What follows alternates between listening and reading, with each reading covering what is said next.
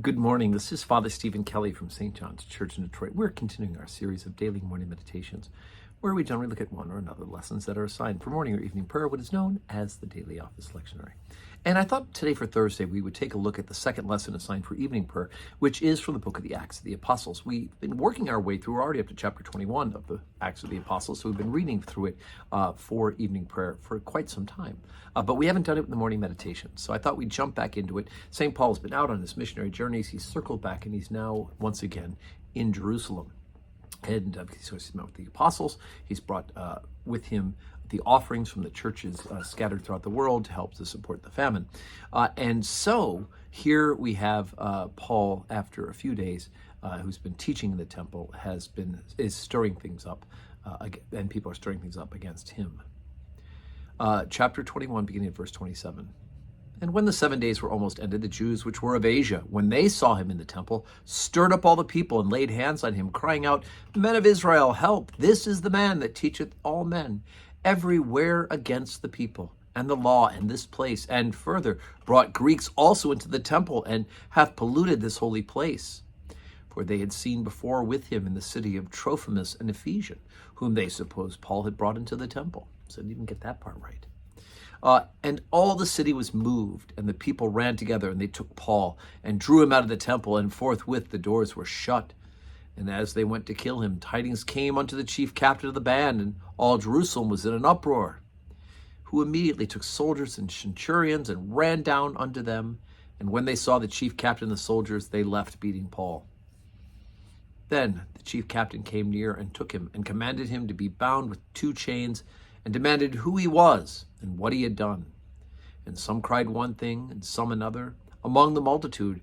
And when he could not know of certainty for the tumult, he commanded him to be carried into the castle. And when he came up the stairs, so it was, that he was borne of the soldiers for the violence of the people. For the multitude of the people followed after, crying, Away with him.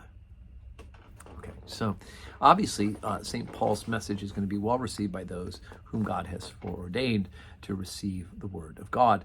But unfortunately, there's, again, misinformation. And of course, you combine that with people who do not have their eyes open to the good news of Jesus Christ as Messiah, as the promised one to the people of Israel. And there are those who feel that their way of life and their culture will be threatened by Paul, who has gone out and is teaching that their salvation doesn't come just from the Jews, although it originated from the people of Israel, but more than that it actually is extended now to the Gentiles. But even Paul would not have broken the Jewish law by bringing a Gentile into the temple. And of course, we know that the temple has become redundant because no longer is there a need to offer sacrifices for sin as they did in the temple, because, of course, Jesus Christ is the one sufficient sacrifice once offered for the sins of the world. And so Paul goes there in order to teach and expound and to share the good news of God in Jesus Christ. And for this, the people in Asia who've already heard the word and rejected it now see him in the temple in Jerusalem. And once again, they are fired up and want to have him removed. Here, of course, the Romans are helpful, right? Because all the Romans want, remember we've said that as oppressors, the Romans are pretty good when it comes to other countries, because they'll let you practice your religion and keep your culture as long as you pay your taxes and you don't stir up against the government. So anything that looks like stirring up will be met with a brutal suppression, of course. And so they go in, they bind Paul in chains. What had this man done? They start doing all these wild accusations. The Romans don't care about theology. They don't care about culture. So they take him away. Take him back to the castle so they can get a good hearing because of all the tumult, all the chaos. And of course, one thing that's very interesting is that, of course, Paul is a Roman citizen, right? He at some point has gained citizenship as a Roman, in addition to being a Jew. And so he will be treated differently and tried differently. And at the end, spoiler alert, he'll be executed differently than Jesus was as just a Jew, right? He had the clean beheading, the clean execution of beheading compared to the torture of crucifixion. So today is Thursday, 9 a.m. Holy Communion with benediction following. So I do hope that you can join us live or on the live stream. And may God bless you on this Thursday.